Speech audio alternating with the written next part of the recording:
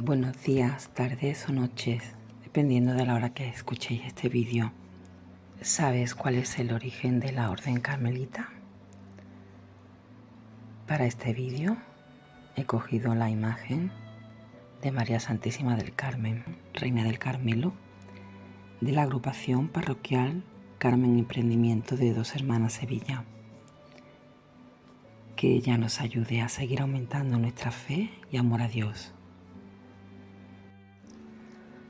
La Orden de los Carmelitas tiene su origen en el Monte Carmelo en Palestina, donde, como recuerda el segundo libro de los Reyes, el gran profeta Elías luchó en defensa de la pureza de la fe en el Dios de Israel, venciendo en la lid con los sacerdotes de Baal, y donde el mismo profeta, orando en la soledad, vio aparecer una nubecilla portadora de benéfica lluvia después de la sequía.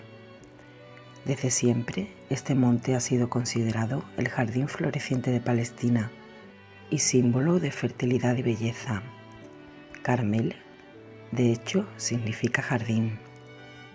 En el siglo XII, quizás después de la Tercera Cruzada, entre 1189 y 1191, algunos penitentes peregrinos provenientes de Europa se establecieron junto a la fuente de Elías, en una de las estrechas vaguadas del Monte Carmelo, para vivir en forma eremética y en la imitación del profeta Elías su vida cristiana en la misma tierra del Señor Jesucristo. Tanto entonces como después, los carmelitas no reconocieron a ninguno en particular con el título de fundador, permaneciendo fieles al modelo Elías ligado al Carmelo, por episodios bíblicos y por la tradición patrística grecolatina que veía en el profeta uno de los fundadores de la vida monástica. Habiendo sido construida una pequeña iglesia en medio de las celdas, la dedicaron a María, Madre de Jesús, desarrollando el sentido de la pertenencia a la Virgen como la señora del lugar y como patrona, y tomaron de ahí el nombre de Hermanos de Santa María del Monte Carmelo. El Carmelo, por este motivo, está profundamente ligado a Elías y a María. Del profeta ha heredado la pasión ardiente por el Dios vivo y verdadero y el deseo de interiorizar la palabra en el corazón para testimoniar su presencia en el mundo. Con María, la Virgen Purísima, Madre de Dios, se empeña en vivir en el obsequio de Jesucristo con los mismos sentimientos de intimidad y profundidad de relación que tuvo María. Este grupo de ermitaños laicos, para tener una cierta estabilidad jurídica, se dirigió al patriarca de Jerusalén, Alberto Avogadro, entre 1150 y 1214, residente en aquel tiempo en San Juan de Acre, en las cercanías del Monte Carmelo. Este escribió para ellos una norma de vida entre 1206 y 1214. Sucesivas aprobaciones de esta norma de vida por parte de varios papas ayudaron al proceso de transformación del grupo hacia una orden religiosa, cosa que aconteció con la aprobación definitiva de tal texto como regla por Inocencio IV en 1247. La Orden del Carmelo fue de este modo inserta en la corriente de las órdenes medicantes. Hacia 1235, sin embargo, los carmelitas debieron en parte abandonar el lugar de origen a causa de las incursiones y persecuciones de los sarracenos, que estaban reconquistando la Tierra Santa, retomándola a los cruzados. Regresaron en general a los países de origen en Europa. Bien pronto se multiplicaron y florecieron en la ciencia y en la santidad. Con el tiempo se acercaron a los religiosos algunas mujeres, que se transformaron en el 1452 en monjas que vivían en propias comunidades. En los siglos XV y XVI hubo cierto relajamiento en diversas comunidades, combatido por obra de priores generales como el beato Juan Soret.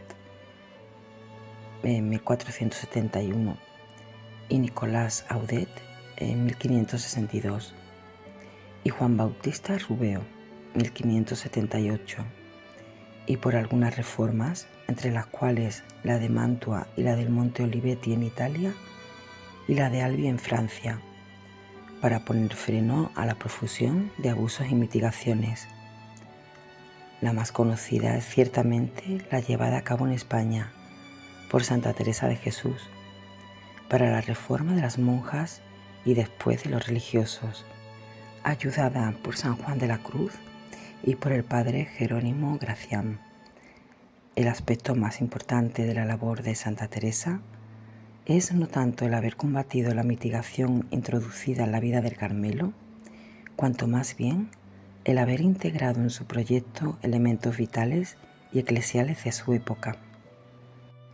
En 1592, esta reforma, llamada de los carmelitas descalzos o teresianos, se hizo independiente de la orden carmelita y tuvo un gran desarrollo en las dos congregaciones de España y de Italia, reunidas después en el 1875. Se tienen así dos órdenes del Carmelo, la de los carmelitas, llamados también de la antigua observancia o calzados, y la de los carmelitas descalzos o teresianos, que consideran a Santa Teresa de Jesús como su reformadora y fundadora. A pesar de esta división, en los siglos sucesivos, la orden carmelita continuó su camino espiritual. Numerosos religiosos y religiosas ilustres dieron vida al Carmelo con su espiritualidad y su genio.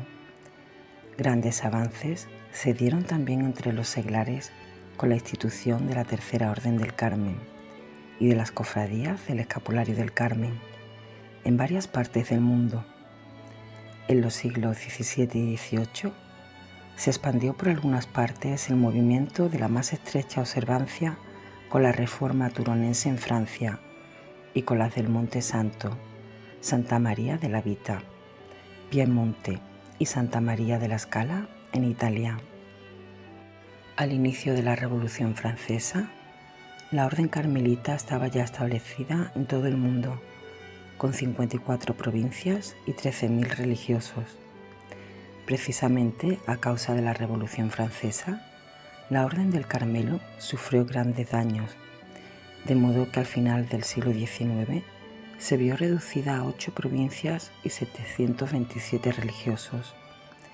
Sin embargo, fueron estos pocos religiosos los que durante el siglo XX, con valor y determinación, restablecieron la orden en aquellos países donde habían estado presentes anteriormente, así como también implantaron el Carmelo en nuevos continentes. La orden carmelita de hoy os la explico en el próximo vídeo para que no se haga tan largo. Esta fuente de estos textos la he cogido de la Orden de los Carmelitas. Que Dios os bendiga y que Nuestra Señora del Carmen ruegue por todos nosotros.